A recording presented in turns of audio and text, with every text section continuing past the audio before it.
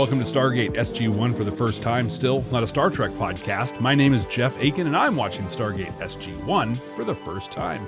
And I'm Brent Allen, and I'm also watching Stargate SG1 for the first time, but I've actually seen the show like 47 times. But I said for the first time, and what I mean by that is for the very first time, I am watching this show specifically looking for the messages that are contained within it. You know, how does it hold up a mirror to society and show us ugly pictures of ourselves?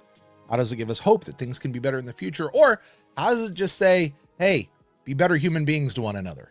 This week, Brent, we're watching not a Star Trek series, but we're watching an episode called Prodigy. Yes. My prediction is that some alien kid's going to come up and give Sam a real run for her money. Sam's going to get a little jealous about the whole thing, and basically we're going to run into a Prodigy. You had made a mention before we started that there was a lot about this episode, more than you anticipated. Why don't you share some of those factoids with us? Yes. Here's the thing. A lot about this episode, more than I anticipated, is stuff I can't tell you until after the episode is over. Fair Few enough. things I can tell you about right now. One, this is the 19th episode of season 4 Prodigy. Original air date, January 24th, over in England on Sky 1, I believe was the name of the network. February 2nd here in America. This is one of those that is written by that dual writing team of Joseph Malazzi and Paul Mully. However, Brad Wright joins them for the story cred. Brad Wright, show creator. This one is directed by Peter DeLuise, so we'll look for that cameo, which we're sure to miss. Yep, absolutely. Jeff, I don't mind telling you, this is an episode where we're going to meet a new recurring character. Okay. All right. Now, he's not like Dr. Frasier recurring character. He's more like Gate Guy recurring character. Okay. So kind of Would you like to know who it is, or do you just want to let it go? Let's let it go. I'll see see if I can pick out who's going to be the recurring person out of the episode. Okay. Fair enough. Fair enough. Be the Prodigy? Well, we'll see. We'll see. Mm-hmm. Well, like I say, Yes. By recurring character, I mean more than just we see them again in a future episode. Like they'll be back. Yeah. I figure like there's somewhere. a Dr. Frasier, who we see very frequently as a recurring character. There's Walter, Gate Guy, we see time to time. And then we have like Braytac, who's a recurring character we see like 2, 3, maybe 3 times a season. Right. Sometimes you get Major Davis, you know, the guy who comes in, or Mayborn or somebody like that. Yeah. It's that kind of a guy. Okay. Anyway, now another fun fact about this episode, on the DVD commentary, Malazzi and Mully were doing the commentary for it. They actually wrote and sang lyrics to the opening song. Like I did back in season 1. Now, I know that if I was a good podcaster, I would have clipped that and I'd be able to play it for you right here, right now. But I'm not, so I didn't. And also copyright stuff we have to be careful of. There's that. But it is there. So if you're ever interested, this is the episode to go check out the DVD features. Wow. And they will sing you the official lyrics to the Stargate theme song. As long as it starts with Stargate. Yes, I think that's exactly how it starts. Yeah. Yeah, it's perfect. That's all I remember from when I tried writing it back in season 1. And then we're going through the Stargate. Yeah. That's pretty much how that goes. Jeff, that's really all I can say prior to the episode, because everything else is really on the backside of this show. So with that, why don't we go watch an episode? Let's get to that backside. Hey, if you guys are joining us for the very first time, welcome. Every episode is somebody's first time. Jeff and I are so glad you're here. The way this works is Jeff and I are going to go watch this episode right now. If you're hanging out with us on YouTube, stick around. You're going to catch our reaction to that. And if you'd like to see the full unedited reaction, just head over to our Patreon page at patreon.com/Bad Nerds. And if you're listening to us on a podcasting app, we're about to gate into the future. We'll meet you on the other side. I'm going to share my first time reaction. Brent is going to share those sci-fi messages that he found. So Brent, let's do it. Let's watch some Prodigy. Okay, that was a really cool opening bit. Look at the very first image that you see. It's in the light that's like way far away as it like goes out of focus and shows you something else. I've never noticed that before at this moment right here. Here we go. Oh yeah, you got a little home. Yeah. A little Earth sign there. That's cool. Peter DeLuise special. Embark. That's a lot of stars. Have you met General Ryan? The General Ryan, Chief of Staff? That's right. Shouldn't there have been a memo or something? That is the actual General Michael Ryan, who was the actual Air Force Chief of Staff when this was being made. Really? Yeah. Oh, So that's super I don't know cool. if I've told you this or not. Maybe I have, maybe not.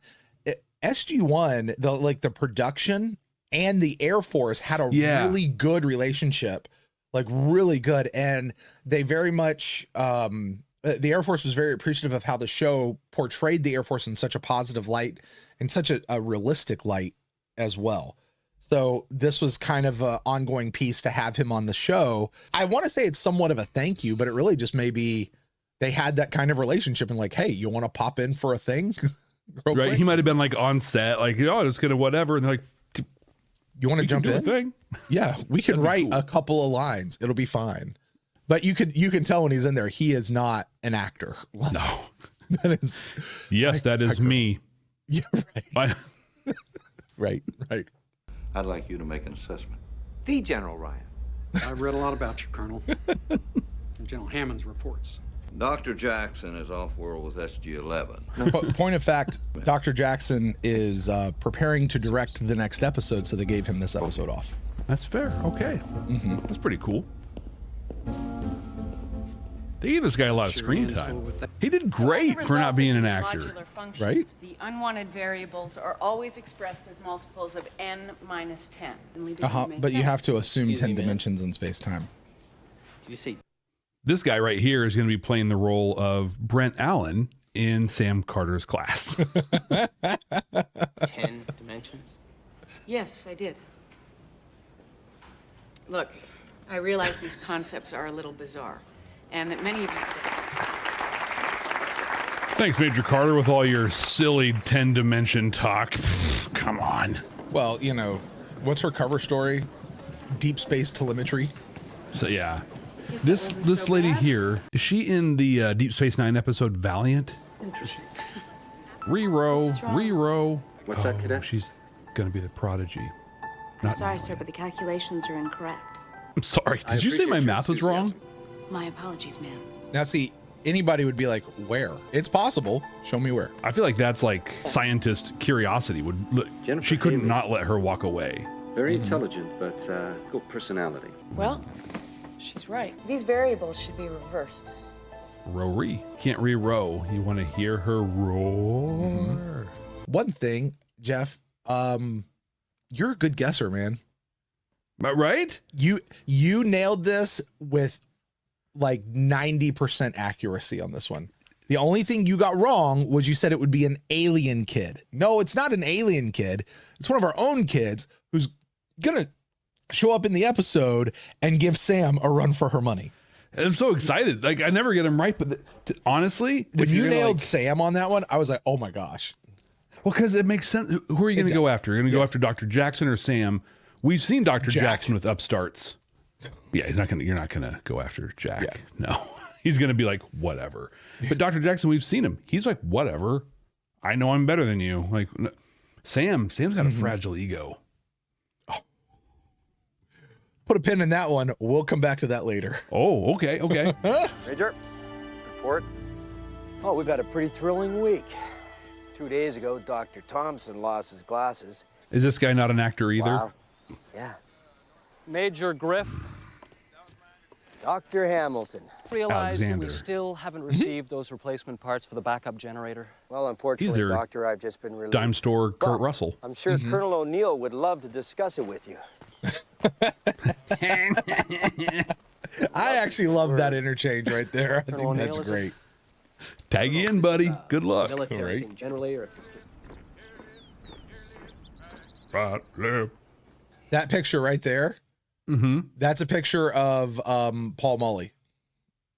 Really? Yeah. Was it like did he just dress up, or was he Yeah. an air? Yeah, they Okay. dressed him up, put him in a picture. There you go. Stuck him on the desk. It's his cameo. Samantha. I always think this is the guy that plays Sit down. Terminator 2. Totally. Yeah. I thought the same See you thing. too, sir. Yeah. Thank you.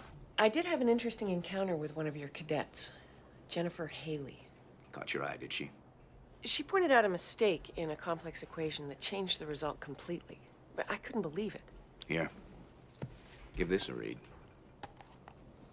Mm-hmm. She reminds Says me of another D. bright young cadet who came through here a few years back. No idea who you're talking about, sir. Cadet Haley is a very smart young woman. If she keeps insisting on doing things her own way, then I'd like to talk to her, sir, if that's okay. I was hoping you'd say that. Dr. Lee tells me you've denied our request to conduct a survey of the cave network. I just asked him to wait until I could have a chance to check it out. Colonel, what exactly do you expect to find in there? This is another planet. Actually, it's a moon. We're orbiting that gas giant. He just mansplained to Jack. Oh, well. He did. If it's a Well, moon, actually. go ahead, do whatever you want. What could happen? You can explore the caves once they've been checked out.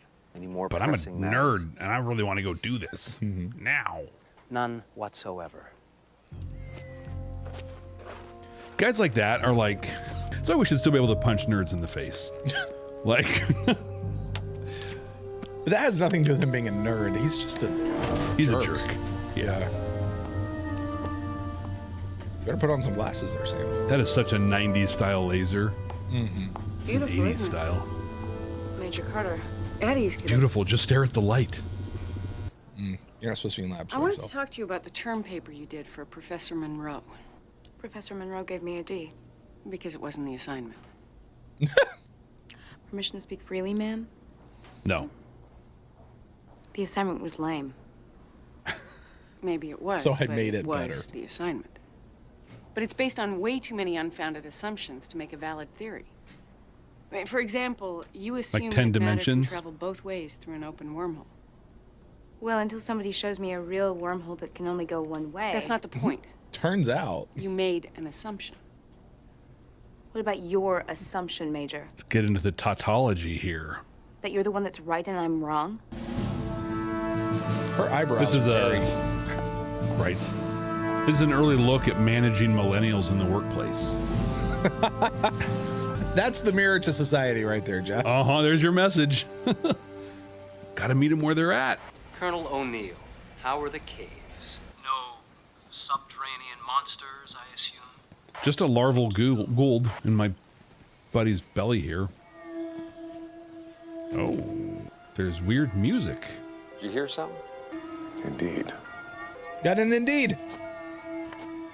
Good catch. I was all tuned into the noise. It's Tinkerbell. Always my first thought when I watched this episode. Maybe this is where the Indeed start ramping up. 2 weeks in a row.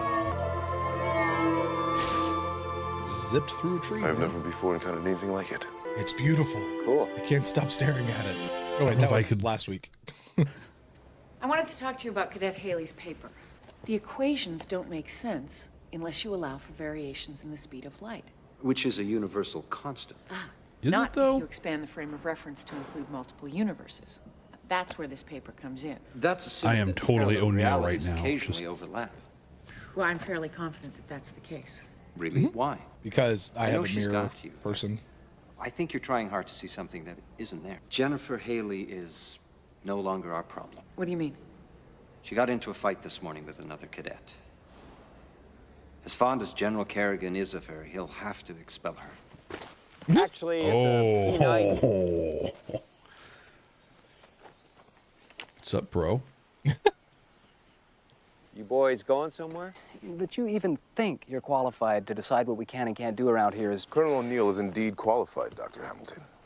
It's literally his job. Having encountered many alien species, as have I, since long before you were born. I strongly suggest you do what Colonel O'Neill says. He just gave him the Braytac line. Son, I've been doing this since before Thank you you, were... Sparkle in his eye. yeah, that's it right there. Sometimes I forget we try to be a family-friendly show here, Jeff. Yeah. My You apologies. think it starts to come out. And you're like, Right. "God." No one can do that. Cadet Haley was helping to train an underclassman. Apparently, one of the cadre made a derogatory comment about the young lady. Cadet Haley told him to knock it off. And when he didn't, She broke his nose. Pretty standard stuff. Like, she was defending a fellow classmate. I know. But if she's even half as brilliant as I think she is, we don't want to lose her. Can I assume you're referring to your research project up at Cheyenne Mountain? you can assume nothing, General. You can. Deep space radar analysis, is it? Telemetry. Well, I like how nobody buys Don't stuff know like what that. it really is you're working on inside that mountain, but I do know if you've got something to do with it, then it's high priority. Well, thank you, sir. It is. Send her in. Sam's thinking she's all high and mighty right now, giving her a chance, and it's going to blow up in her face. Sir, Oh, come Cadet on. Haley reports is ordered. See how it's all like bent right Eddie's- now? Major Carter. Who the hell do you think you are? Who do you Ma'am. serve? Do you think you're What better do you than want? we are? Do you think you're too good for the Air Force? I don't feel that way, ma'am. Oh, I think you do. I won't quit. I'm just giving you the chance to walk out before General Kerrigan throws you out. I won't quit. Good. I was hoping you'd say that. You've passed my Cadet little Haley. test. I'm going to defend you, and then when you walk in here, I'm going to tear you a new one. Mm-hmm. So I'm going to prove my point. Mm-hmm. How smart I am. What were you thinking, breaking the nose of an upperclassman like that? Swing high? It's not funny. Jeff, do you know the motto of the Air Force, or one of the mottos? I don't think I do. It's aim it's high. Aim high. Yeah, that's right. What were you thinking? Swing high. Uh-huh. That's pretty good. Uh-huh. I had to go back to all the recruitment commercials of the 80s and 90s. Aim you go. high. Yeah, this checkered color palette on this buildings wigs me out every time I see it. Science is about questioning the status quo, questioning authority. And No, when it's the not. greatest scientific discovery in human history is in the hands of the United States Air Force. Oh my God. There you go, dip shingle. I Go love through when they him. have stuff like this that's clearly inserted later in CGI. Yeah. And you have multiple people who are supposed to be looking at it, and their eye lines are like completely different. All over. Colonel O'Neill! Go ahead.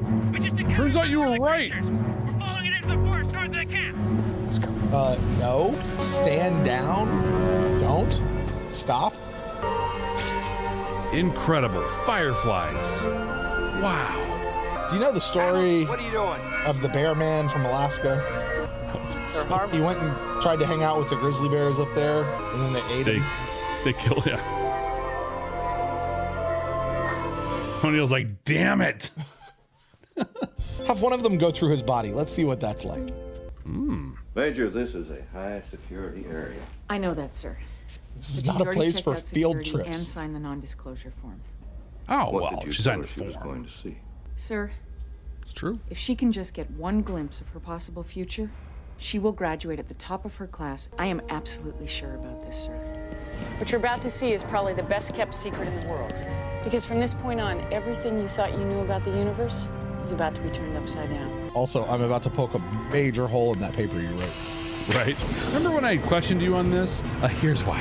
Yeah. Turns out, you said until somebody shows me a wormhole where matter can only travel one way. There you go. Here you go. Chevron 7 locked. Yeah, I'm sorry. The first time you see that, you don't just jump up. You're running backwards. Come on. I really want Sam to push her in. Exactly. Yeah. Not just put a hand on her and walk with her, but like, here you go. Your body was particleized in the matter stream and then reintegrated. Great. You mean I was obliterated and then reassembled? I did. Well, where there's oxygen, there's usually plant life. Where there's oxygen, it tends to look like Be your Western Canada. welcoming committee. Yeah. Thank you, sir. I'd like you to meet Cadet Haley. How's your trip? It was a trip, sir. It was a trip. I got something you should see. It's this douche nozzle scientist over here playing with fireflies. Look at this. It doesn't seem very happy. Couldn't It's it just... impossible. Yeah, that's what we thought. They also appear to be able to phase through solid matter. Pause, Jeff. Tell me what happens from here on out. This is where Haley figures everything out. She's going to be the one who solves it. Oh, it's this, and I figured this thing, and blah, blah, blah. Oh, but She's about gonna the little save light it. creature too. Oh, it's totally sentient, and it's trying to whatever, and then they're going to realize that, oh, we can't do anything to this moon. Saw one zip right on through a tree. Didn't even slow it down. That's so cool. I want to look Why as is that good nice? as Richard Dean Anderson with hair as messed up as his. If that's the case, then what's keeping it in Like when I its take my place? hat off, That was like, Dr. Lee's idea. Yeah. The top and bottom plates are electrified. But if it's intelligent, it might not appreciate being held in a cage. We need to study it. Find another It's way. going to be pissed. I'm gonna get my friends and show you. Hey, Bill, any sign of the swarm? Looks like they just disappeared. Bill's gonna be the red shirt. Bill, you getting anything on the high frequency? Ooh, yep. It's like a bee, man. But now it's gonna be death by 1,000 bee stings. Right? Come on, stop it! Ouch! Ooh, it kind of hurts.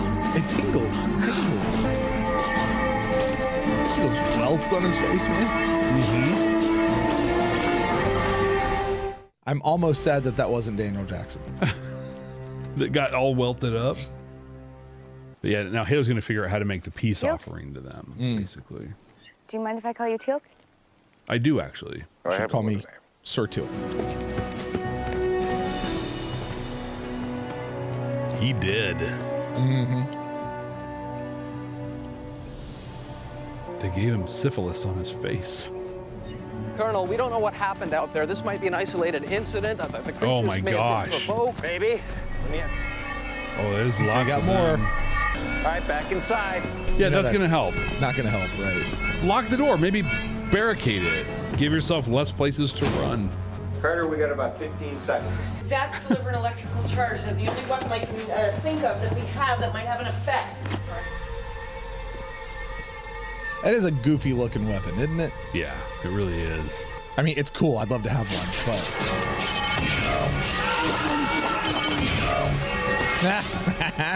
they got him. Oops. They're good. They just wanted to see dude go down. Yeah, they really wanted him. This always reminds me of the movie Tremors at this point. You ever watch that? You ever watch that film? Kevin Bacon. I the got first one. myself a plot. We've wired up the aluminum walls of this building. When we switch on the current, it might create enough of an electrical field to keep them out. Or we can just throw Hamilton out. Everyone stay away from Stay the clear of the walls. walls. It's like a bug zapper, like a It really is. big bug zapper. As long as we've got power, we're safe. How long do you think the generator will keep running? 8 or so hours. But you cannot be certain. Where's the extra fuel? Why is it so far away? The creatures are being held back by the electrical field around the building. What we need to do is create a field big enough to repel them from the entire area. The Stargate, sir. Once activated, the field it generates would be more than enough. So somebody's got to go down there and dial out. Hey, why'd they attack in the first place? I suppose it's possible they were reacting to the capture of one of their own. That's not it. Did you know this moon wasn't even formed from the original accretion disk of the planet? No, but I suspect it.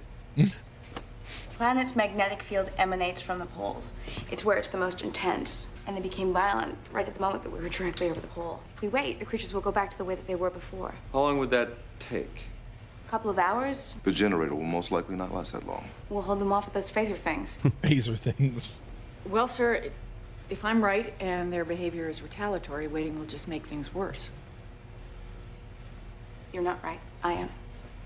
They could both be right. Sir, we can't both be right. The theories are mutually exclusive. No, they're not. No, they're not. There's certainly evidence to Wow. support both, but not enough to reach a conclusion. No, they're not. Oh, please don't just dismiss what I'm saying because you expect her to be right. Doesn't matter who's right, Cadet. Decisions made. How can it not matter who's right? If he makes a run for the gate, he's risking his own life. If he waits, he risks everyone's life. He can't do that. Well, actually, Haley, this is how it works. Teal'c's got the Rambo arms out, ready, man. No. I'm going to shoot you. I was thinking more along the lines of on 3, 1.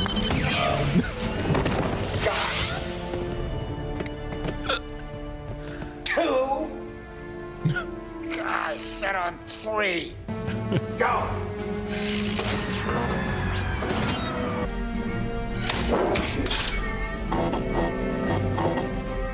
Oh, we're almost out of juice. Yeah, this is the point where I want the creatures to split up. Like, some go after Jack, everybody else stay here. I really thought this was going to be like a more uplifting Star Trek episode, not the. Oh, it just turned out to be.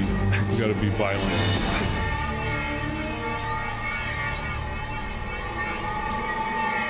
Hey, Jack. Hustle up. Right? Get ready for the slowest gate dial ever filmed. I'm at the gate. I'm gonna start dialing. This is where you go. Boop, boop, boop, boop, boop, boop, boop.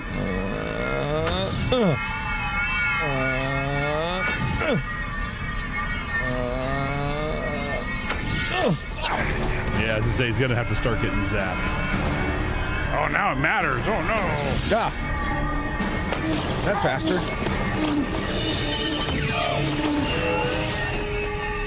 That's cool. For anybody who plays Breath of the Wild, it's like getting the bees after you shoot their nest down.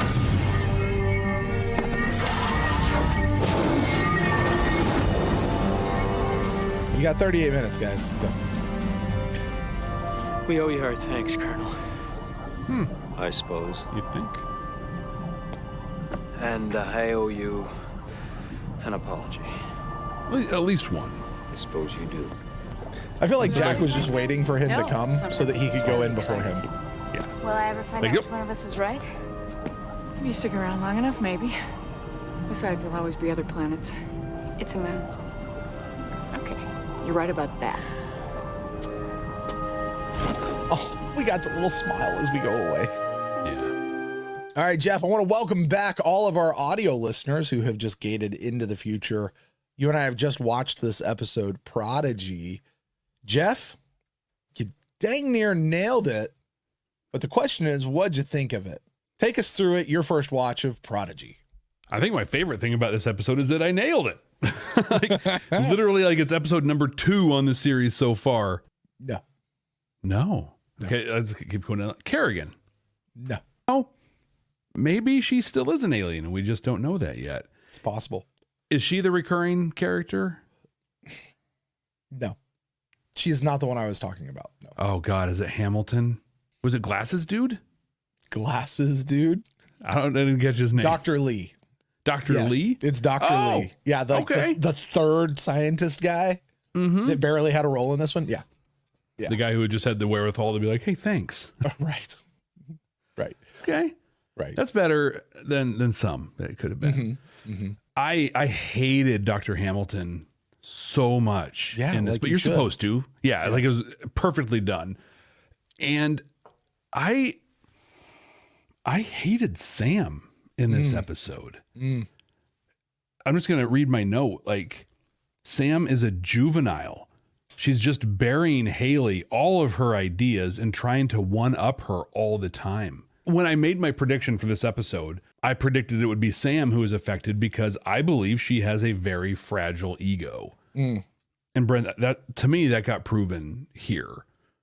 She had an opportunity to step into like a mentorship role. There's that moment when they're in the academy and Haley's all like, I come to this school and it's Carter this, Carter that. You won all the awards. You did everything. And Sam was like, well, it's not about winning everything. Instead she could have been like, I did. And you know how I did? By working really hard and doing these things. Because I had a real problem with their solution to everything. Hey, Haley's really smart and needs to be applied. So I'm going to take her to the SGC, expose everything to show her what she's working for. Sam worked for herself. She wanted to be the smartest and the best and know all the things because that's what she wanted.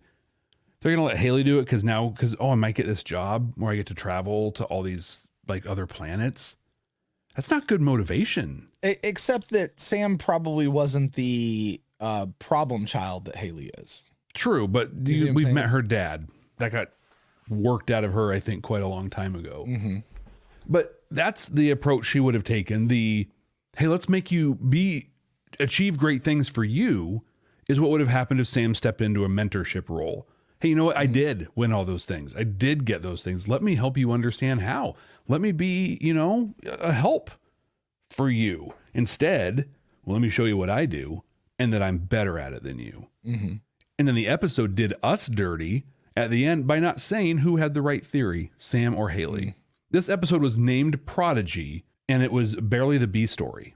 I'm pretty disappointed in it. That said, I really enjoyed watching this episode. Peak O'Neill. Like, everything O'Neill was doing in this one was amazing.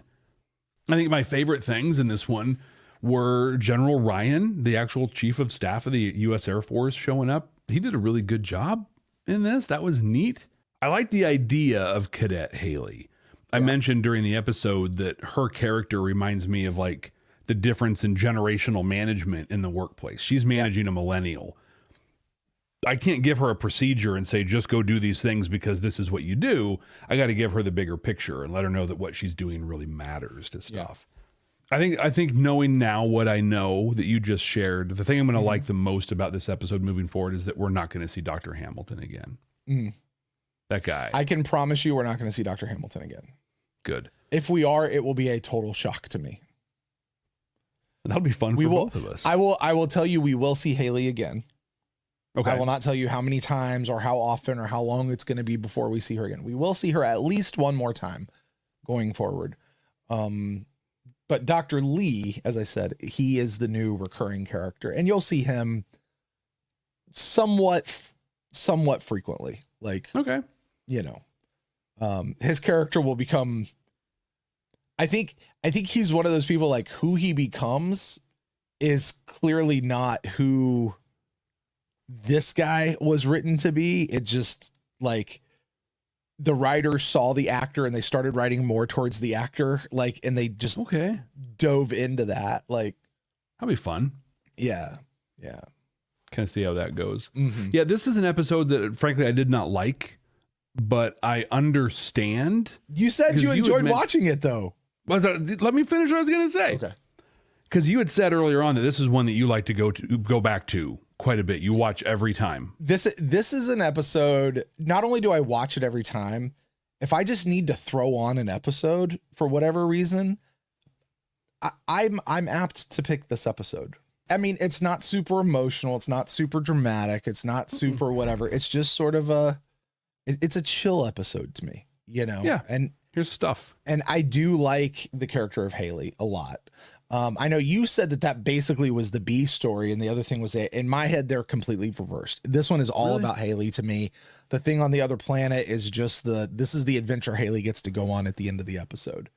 But it does take up a tremendous amount of screen time in the balance of the episode. So it does. And I think it would be about her if, like, she got to the planet and actually did something.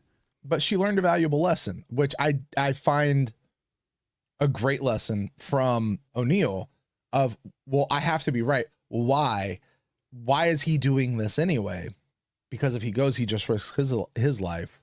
If we stay here, then he risks everybody's life. And like, I love that Sam understood that, and Sam didn't need to be right versus Haley did need to be right.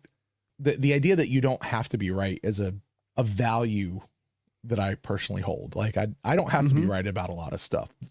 I know a lot of you guys have been watching this for a long time. You might not have that thought about me, but I really don't have to be right about a lot of stuff. You just happen to be right about a whole lot of stuff. You don't have to be. It's just how it works out. That's a great point, though. Because I'm sorry, John. That's it's why I laugh when people are like, oh, you just didn't like it because it didn't go the way you predicted it. I'm like, no, that's not it at all. It's such a great point because the story, I think, isn't so much that Haley is really smart and Sam is being juvenile about the whole thing. It's experience matters. They both started in a very similar place. They star pupil in the academy with, different paths and, different flavor around who they were in the academy. Fast forward in Sam's career, and she understands that. And I think it's also, like, to spin on that a little bit, it's not so much about not needing to be right. Maybe it's being right and knowing you have to do something else instead. Like, I am right about this, and this other course of action is actually the better course of action to take in the bigger picture of everything. 2 weeks in a row, Brent. Yeah. We get to update our tracking board. Yeah, let's do it. Got us another Indeed. We did. And Indeed, that brings us up to 8 on the series so far. Man, I feel like that's got to be more. I feel like momentum's building up. It's coming. It's coming. From your lips to the writer's ears in the past.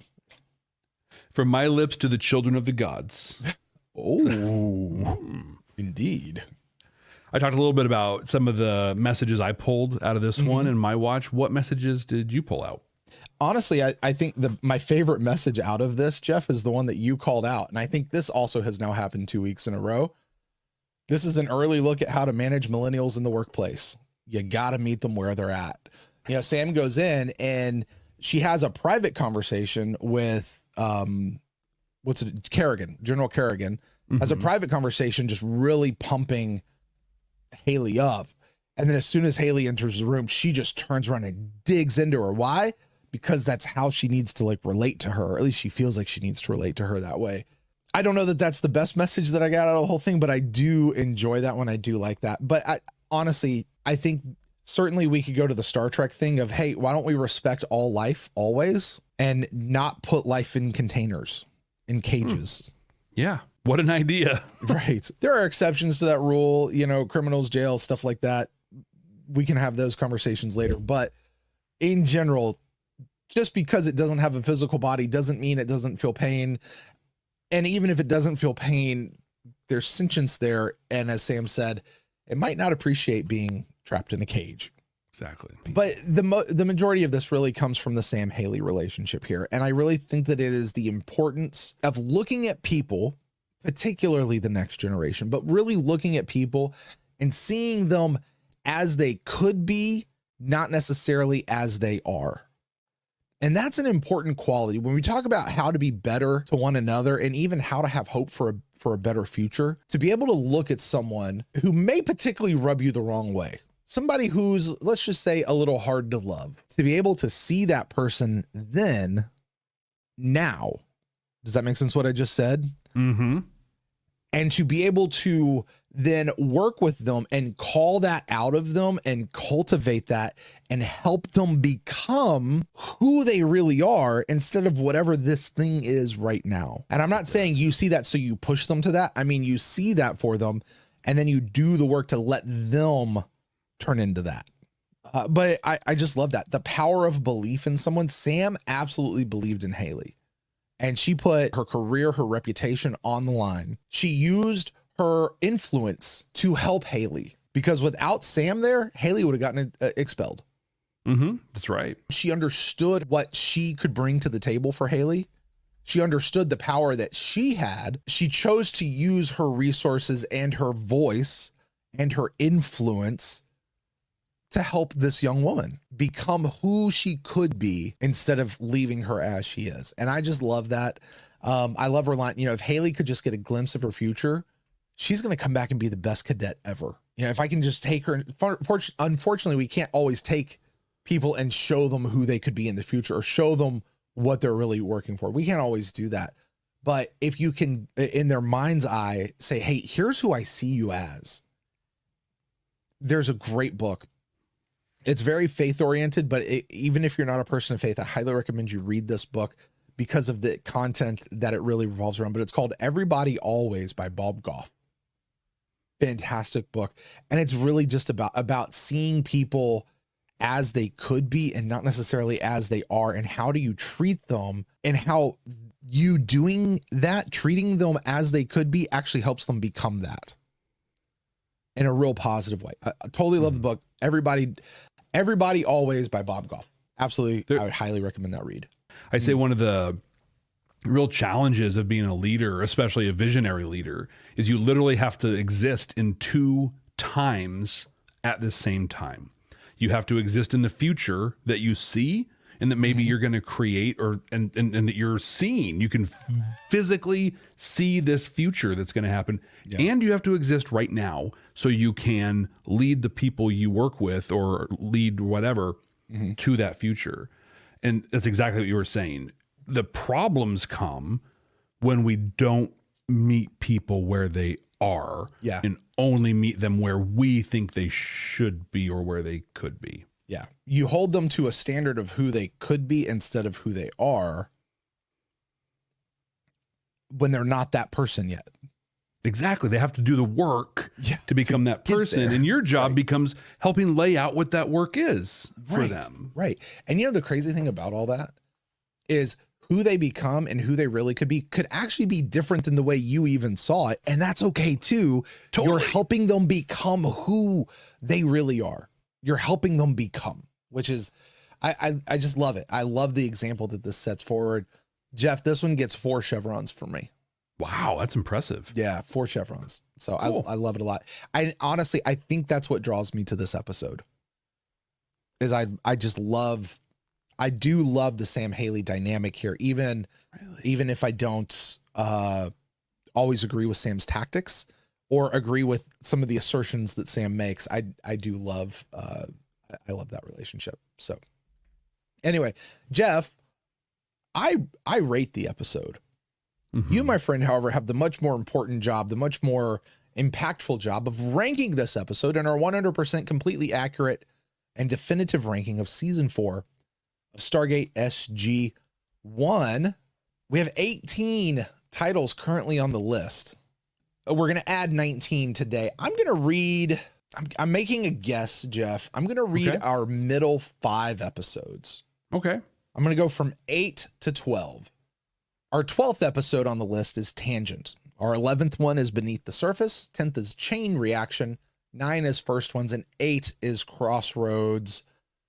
There's certainly several others, but those are the ones I named. Jeff, you might place it somewhere in the middle of that. You may place it completely different from that. Let us know, where are you ranking Prodigy? Brent, you know me so well. You almost tuned exactly in. You were so close. Because this, Brent, is going to become the new number 13. Mm-hmm. Right below Tangent, right above the other side. There you go. But I want to give you a lot of credit in what the work that you were just doing and talking about the messages. This was going to be closer to like 18 or 19. Oh, no way. For me at first. Yeah. Oh, I would have punched you through the computer screen. Well, maybe I'll change it. See how that works. Well, Jeff, that's going to do it for Prodigy. Next time we're watching a brand new episode. Well, actually, it's not brand new. It's been out for almost 20 years now, Jeff. A little over 20 years. Jeff, the name of the episode is called Entity. Would you like to venture a guess as to what this one might be? My initial guess is that there's going to be an entity that takes over somebody, but we've done that. We've been there. It's obviously going to be... This is in February, so maybe the release will be in February. Maybe it doesn't matter the time. This is going to be the haunting of of the SGC. The haunting of the SGC. Okay. We're going to come back from a mission. Hey, everything's fine, whatever. But something came back with them. What was it? Okay. Shutting down whole levels of the thing. Right. And yeah. How come the elevator stopped? What's going on? I don't understand. What's that noise? Right. Jeff, you want to know one of my favorite episodes of Voyager of all time? The Haunting of Deck 12. It's a great episode. Really good fun one. And it's an Teal'c-centric episode. Just throwing that out there, friend. Just throwing that out there. Still a good episode. Jeff, we're going to see how right you are, how close you are. You nailed it this week, buddy. We'll see how close you are with this one next week, right here on Stargate SG1 for the first time. Hey, thank you guys so much for joining us. Don't forget, wherever you're catching this show, please subscribe, hit the bell icon, hit the sign up button, whatever it is. Subscribe, make sure that you're getting all the episodes as they come out. Also, while you're there, if at all possible, please leave us a rating and review. That really helps other people be like, hey, other people like that show. Maybe I should check it out too. But the number one thing you can do to help us is to simply share this show with somebody that you know who loves Stargate SG1, or someone like my friend Jeff over there is getting into the gate for the very first time. So with that, we're going to get out of here. My name's Brent. That's Jeff. Hey, Brent. Guys hey. Yes, Jeff, what's up? I forgot to tell you, but the other day I read your paper. You did? Yeah, I sure did. Yeah? What'd you think? Well, I mean, it was long, right? But when I got through it, I really felt like the theory of the opposing forces of the 10-dimensional cycle with the one-way matter stream that kept interrupting it to come through with the hypotenused sort of acute angle against the 10th dimension that was coming off of the matter stream of the 8th dimension. I just... Oh, for crying out loud, Jeff, you're sounding like a Ghostbuster. Don't cross the streams.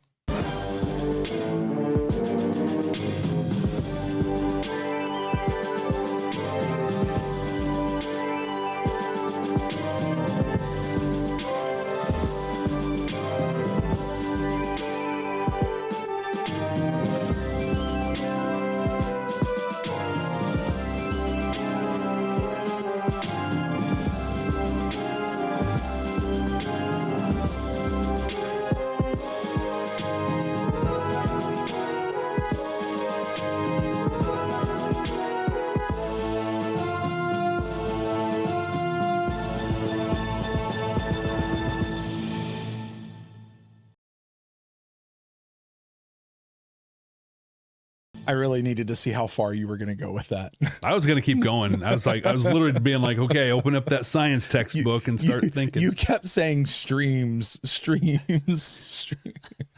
That's the last word that I wrote was streams. I'm just like, there you go.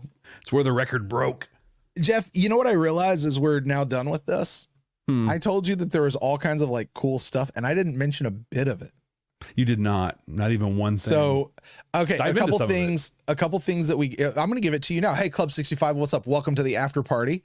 If you've stuck around, you didn't just dip out when we started the outro, you made it. You are now an official member of Club 65. You are inducted. You can go, oh, Jeff, it's bit.ly/Club 65. It's got to be a capital C though. B5 Club 65, capital B5, capital C, Lub 65. You guys go there, you can catch your Club 65 merchandise. But and remember, we don't tell other people what Club 65 is because they either know because they're here, or if they have to guess, then they've never been here and they don't really know. That being said, Jeff, here we go. So I did tell you that the General Michael Ryan was the actual Chief of Air Force Staff. So yeah, that's fun. There was an actress who tried out for the role of Jennifer Haley, and the name of that actress is Jennifer Haley. Really? Yeah. Now, she didn't get the part, apparently, or obviously, but she will be back in a future episode of Stargate where she does get a role not named Jennifer Haley. Oh, that's fun. Yeah, yeah. The cadet that was in the room, who, when Sam's like, yeah, you've got to assume 10 dimensions, and he's 10 dimensions. Yeah, that guy right there, he actually is the assistant to Richard Dean Anderson. Really? And his partner Michael Greenberg, the Gecko Productions, like he's like the big assistant for those guys. Like he's the guy always running around on set doing whatever stuff for them. So they put him in there. I told you about Daniel Jackson, Michael Shanks being gone from this episode because he is about to direct another episode. So he was off preparing for that episode. They let him have off for this episode. All right, that was it. That was all the cool stuff. I had. Yeah, that's fun. Yeah, that was fun. I do feel bad though. Just so as we close out Club 65, I found that lyric, the lyrics that for the song, did, but I don't know how to play it here. So what in post I might pull the audio down and drop it in here for Club 65 and see. There you go. There you go. Maybe. She's a lot smarter than now. Oh, little known fact: there are actually lyrics. There are lyrics to the song. You're not going to make us. We can just recite the lyrics. Crank up do the kind of a volume rap. so they can sing along. You may not get another chance. Come on, do it.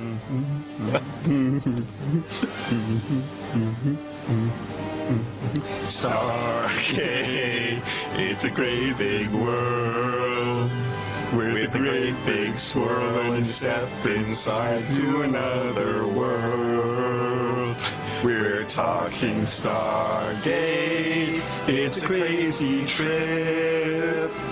You can go quite far and you don't need a car or even a ship. It's getting tricky here. There's Colonel O'Neill and Carter and Daniel and Teal'c.